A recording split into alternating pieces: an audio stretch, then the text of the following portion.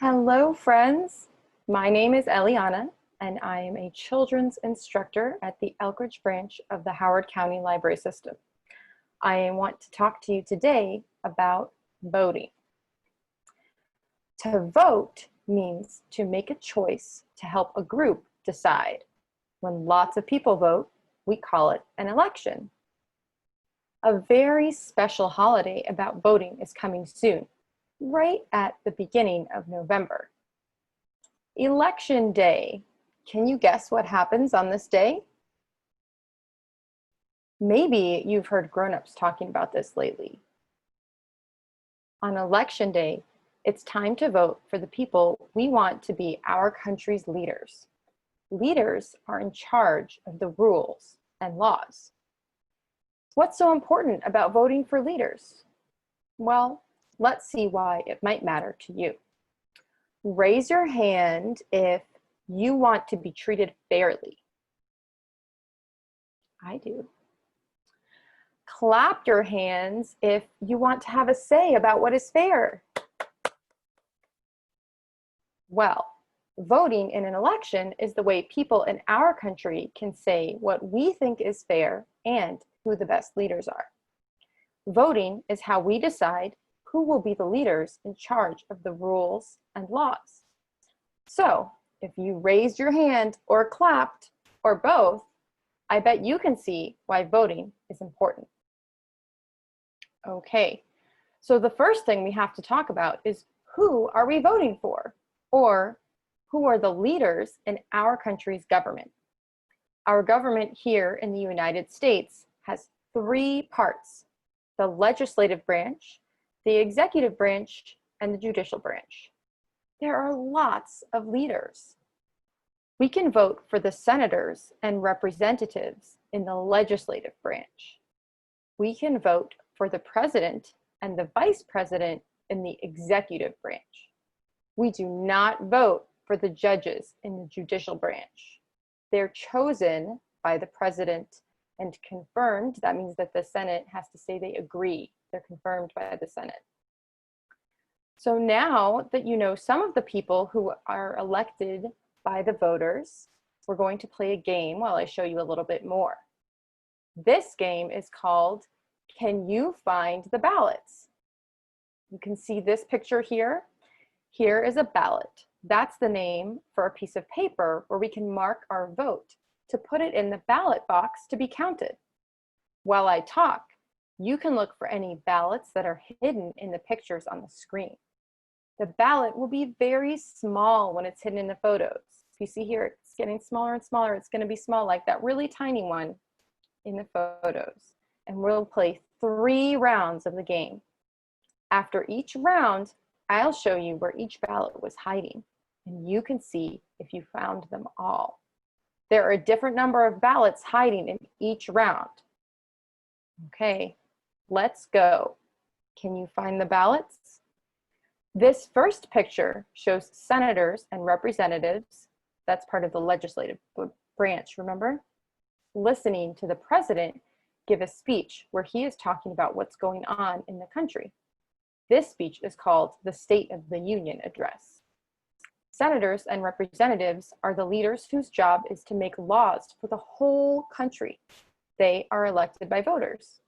The president, the vice president, and a team of other people in the executive branch have the job to make sure the laws are followed. Voters decide who the president and vice president will be. Okay, did you find any ballots? If you need to pause and look for more, that's okay. But I'm going to show you where they are now. Ready? 1, 2, 3. There were 3 ballots hiding on this slide, and 3 cheers for you if you found them all. Now that you know who Americans vote for, let's talk about who can cast those votes. Here is round number 2. Let's see if you can spot more ballots while I talk. Today, almost all American citizens over the age of 18 have the right to vote, but that hasn't always been the case. In the very first US election in 1789, only white men who owned land could vote. Does that sound fair to you? By 1856, most white men could vote, even if they didn't own land, but nobody else could yet. In 1870, a law was passed that men of any race or skin color could vote. The picture in the top left celebrates this law, called the 15th Amendment. Then, in 1920, that's exactly 100 years ago, the 19th Amendment was passed, giving women the right to vote. You can see a picture in the top right of women marching to get their voting rights. In 1924, another law made sure that Native Americans could vote. The lower right-hand picture here shows President Calvin Coolidge with members of the Osage Nation at that time. Now the laws said most adult men and women of any race could vote, but many people were still being unfairly kept away from voting. Then, a very big change came in 1965.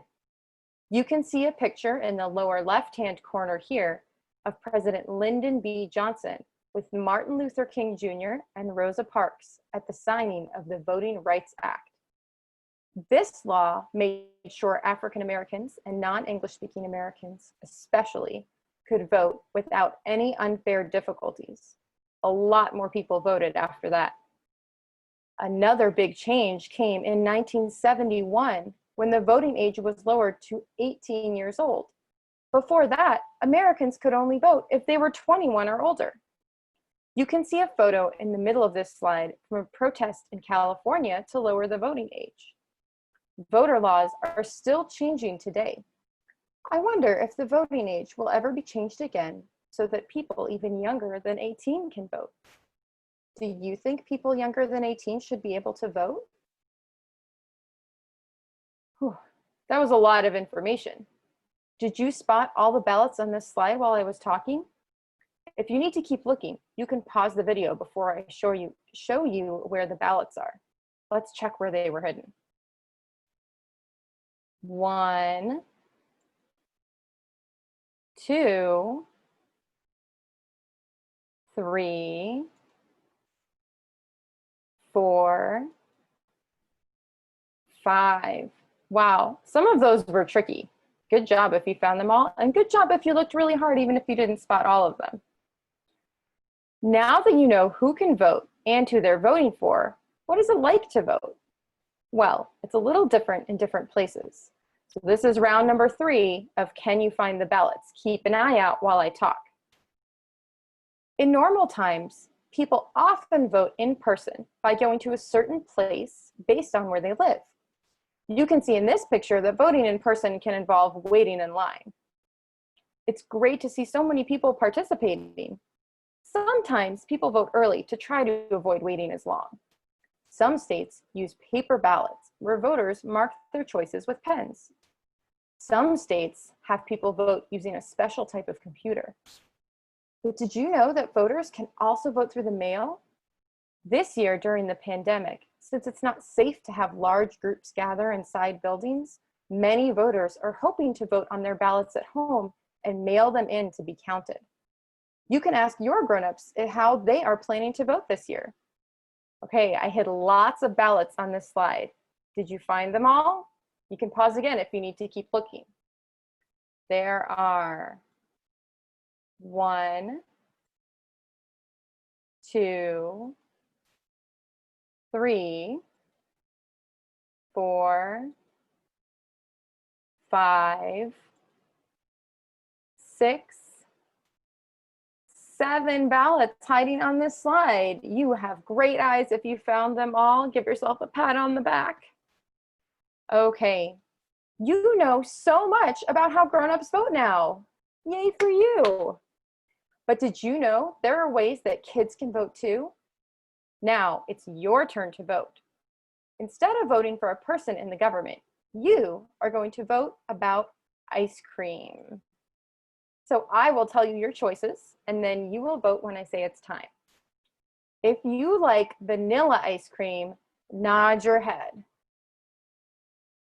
If you like chocolate ice cream, wave your arms.